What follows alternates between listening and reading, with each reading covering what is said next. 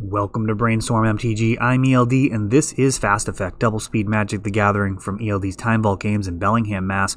Here we have Barra on Fun Police, leading out with a Chrome Mox, Plateau, and Chalice at 1, versus Tyler, who is rocking Bant Spirits, a deck that he's put up exceptional results with, not on anybody's radar, but really goes to show just the diversity of Legacy and the type of decks that can succeed, especially with a dedicated pilot. And now we've got a Blood Moon along with this Chalice at 1. And I'll tell you, versus many decks in the format, if this resolves, that would be pretty close to a wrap. We'll see what Tyler's able to do here. He's got a basic island. Even if this Blood Moon resolves, he may still be able to cast a good chunk of his spells.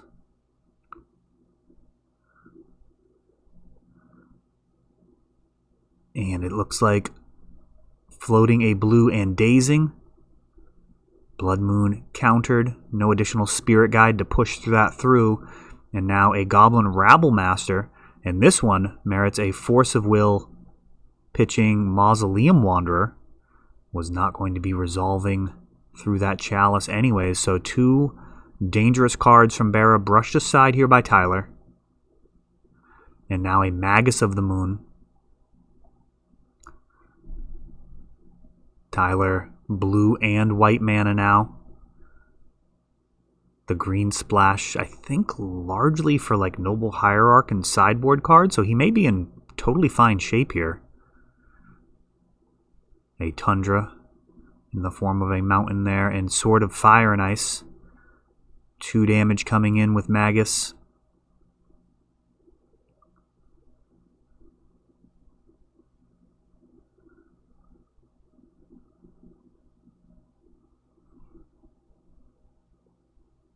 And Tyler actually calling it there. Sword of Fire and Ice on Magus is going to be too much. That would be 2 or 3 turns worth of swings. I mean, he's representing 6 damage as is. Tyler was at 15, so a couple of hits, near dead. And Pro Blue going to be just too much with that Chalice. Of course, Swords to Plowshares or some similar cards usually going to be able to answer creatures like Magus if you've got the mana, but with Chalice, that is not going to fly. The 1 mana slot completely denied by the artifact. And Magus of the Moon taking game number 1 here for Barra. Fun Police, for those unfamiliar, which if you're not local to New England, if you've not played against Barra, you may not have seen very much of this deck. It is a red-white hate deck. Just an absolute ball of hate. Cards like Thalia and Magus of the Moon, Stoneforge Mystic, giving it some punch and the ability to actually wrap the game up. And that does address kind of some of the primary problems with these Dragon Stompy style decks, these mono-red Chalice of the Void decks. A lot of the time, they do struggle to actually close things out. And I think that is what the White Splash attempts to do, along with additional hate like Thalia. Try and give it some extra resiliency.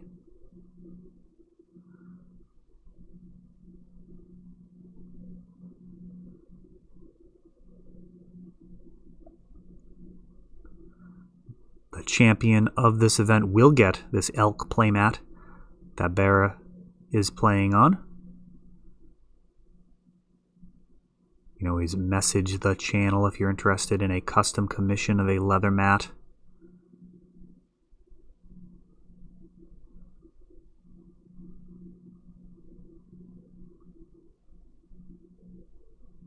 Tyler gonna need to find a way on the play. Get some basics down, hopefully set a little bit of a clock. We'll see what he can do in the face of overwhelming hate. Noble Hierarch. That is going to need to be a dual land, but this Hierarch absolutely can help with the other mana requirements for as long as it can stick around. We've got a Chalice at 1, and Daze does get it. I'll tell you, playing against this style deck, Daze is not a guarantee. They can have Simian Spirit Guide in their hand, and man, does that feel like a blowout. Another Noble Hierarch, and now Tyler looking pretty good.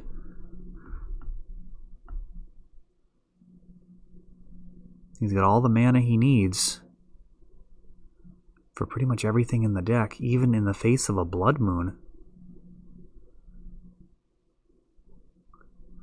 And there's a Stoneforge Mystic, and this may actually start to get really ugly. Let's see what type of equipment Barra has in here. Umezawa's Jite would be capable of mopping this up immediately, and it's going to be Batterskull.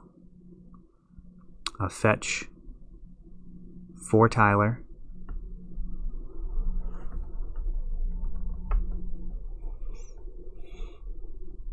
Umezawa's Jite would be incredible if Stoneforge could carry it into battle. Not sure if he plays it, if it's already in his hand, or if he just is more confident in getting down the Batterskull and starting to gain life versus this typically aggressive deck. Tyler holding up a ton of mana. Begs the question, what does he have planned? Could have got in there for 2 with a Noble Hierarch at the expense of one of those colored manas. Exalted triggers from both Hierarchs can make even the 0/1 a potential clock. And Batterskull coming to town.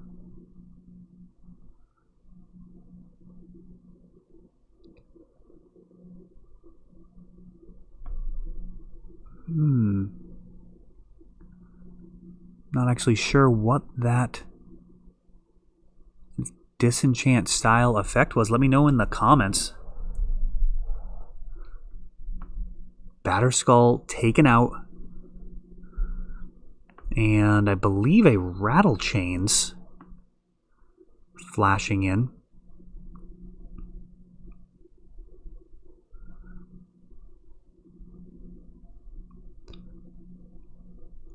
Is that a promo Hierarch, perhaps? Oh, I could have told if I had caught the life total there. Humility. Well, that's complicated. I mean, it upgrades the Hierarchs to a degree. Let's see how this goes. Humility going to make everything a 1/1. Would have been much better if he had that Batterskull. The Germ would have become a 1/1, and then the equipment would make it a 5/5. That is a very strong interaction when that comes together.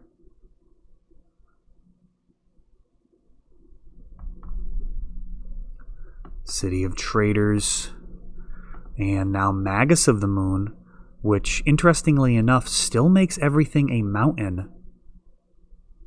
Layers are a crazy thing. Chalice at 1 coming down.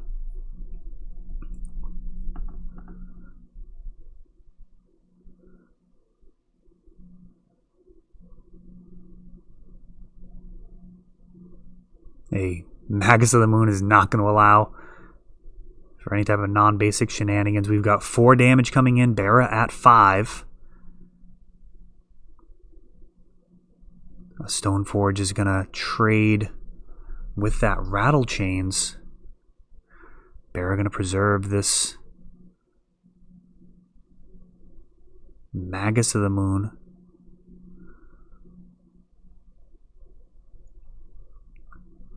I believe he's at 2. And he is scooping it up. Tyler tying up game number 1. Going to Barra. Game number 2 going to Tyler. Let's see who walks out of game 3 in the winner's bracket here in the first round of the ELD Legacy Open. Looks like a Magus of the Moon going to the sideboard, perhaps?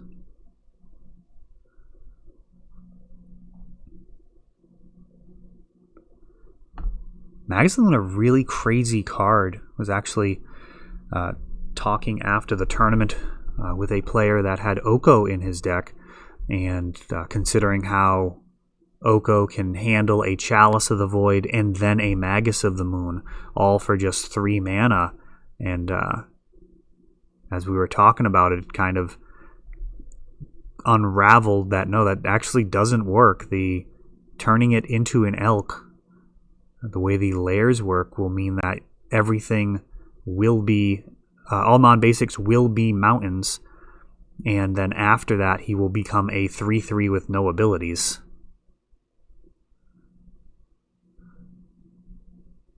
Which is pretty crazy.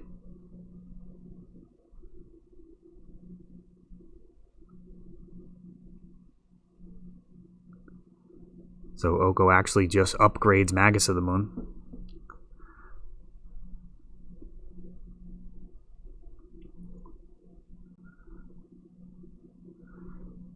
Barra and Tyler mulliganing here.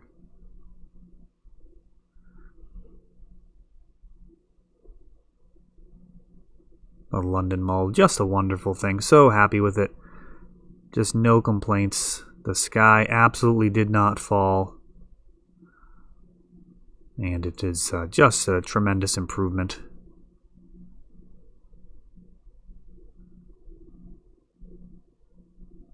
I think that'll be a hopefully cautionary tale for future changes in Magic, as far as the potential for the community to overreact.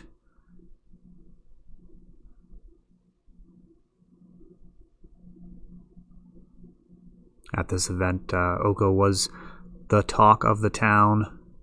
It's funny, there was actually one player that opted not to comment on Oko as he had not played the card yet.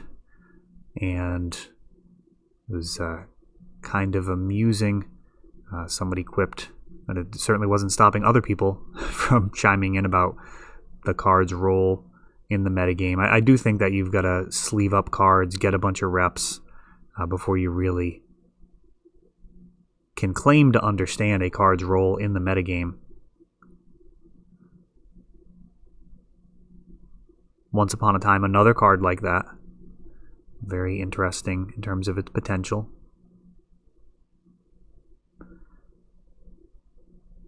We've been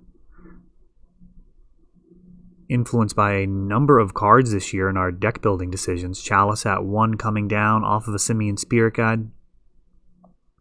Vera on the play here. And another Simian Spirit Guide for a Magus of the Moon.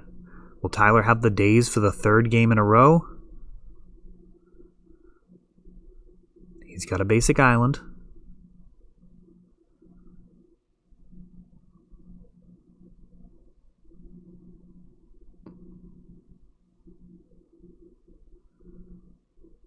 Oh, it resolves. Look at this. Everything going Barra's way so far in the early stages of this game.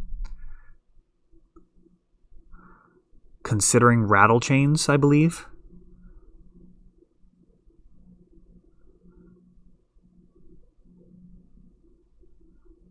We've got a flashing spirit, and they trade.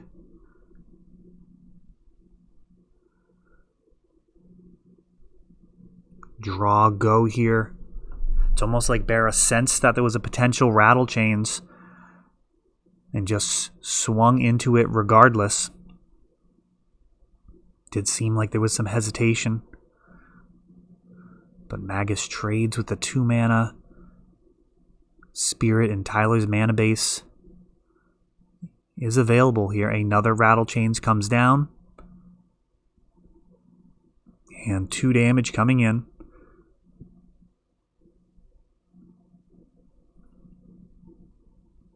Humility.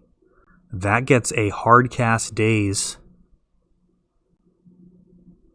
Down to 15 now. Stoneforge Mystic. Ooh, and it resolves. Is that Embercleave? I think that's the Throne of Eldraine mythic equipment. Won a bunch of sealed decks with that card. Phantom Lord, however, looks like Barra may not have time to be able to make this work. Stoneforge Mystic activating. Oh, he's got the Batterskull in hand. Oh, with Embercleave, that would be bananas. Oh, is he going to be able to make this work? I feel like I got to get the... I'm going to grab my phone, get the text on Embercleave. I think it's just when it enters the battlefield it equips. I don't think it has anything to do with casting it, so...